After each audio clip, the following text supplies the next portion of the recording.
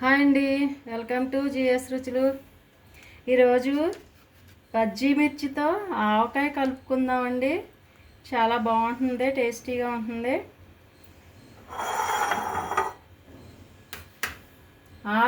ఆరు మిరపకాయలు ముక్కలు కోసుకున్నానండి. కరెక్ట్గా గ్లాస్ అయినాయి. ముక్కలు పూర్తిగా మునిగే వరకు ఆయిల్ పోయాలి.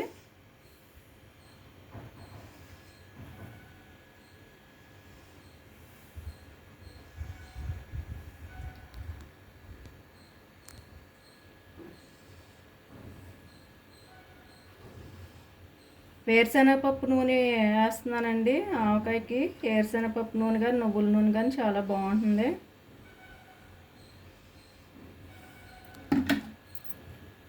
ఒక గ్లాసు బజ్జీ మిరపకాయ ముక్కలు వేసుకున్నానండి. దీనిలోకి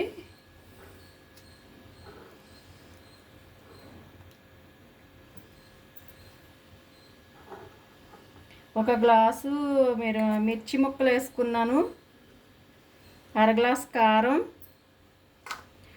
పావు గ్లాసు మెంతులు, ఆవాలు కలిపి వేపించుకుని పొడి చేసుకున్నానండి. 1 స్పూన్ మెంతులు, 2 స్పూన్లు ఆవాలు, పావు గ్లాసు ఉప్పు అండి. నిమ్మరసం 4 నిమ్మకాయలు తీసుకుని ఒక 2 అవర్స్ ఎండలో పెట్టుకున్నాను.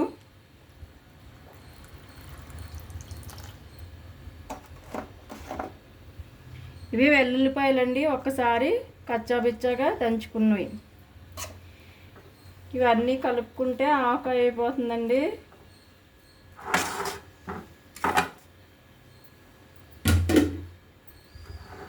అన్నీ రెడీ చేసుకుంటే 10 నిమిషాల్లో అయిపోతుందండి. ఈ పచ్చడి 3 డేస్ ఊరాలండి. పచ్చిమిరపకాయ 3 రోజుల తర్వాత తింటే బాగుంటుంది.